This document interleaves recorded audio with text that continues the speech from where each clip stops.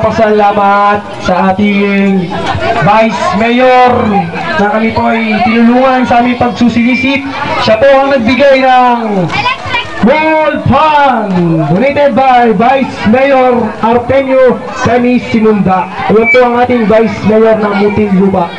At nagpapasalamat din po ako sa mga kamag-anak ko at sa ating punong barangay na si walang iba, ang galing mo Manny, si Chairman Manny Solomon.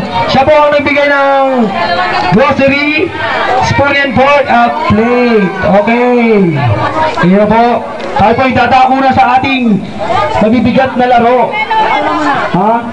Ang ang port na paglalaruan ay ang thermos. Thermos ba to?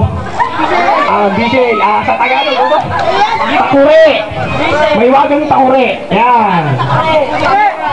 Yan.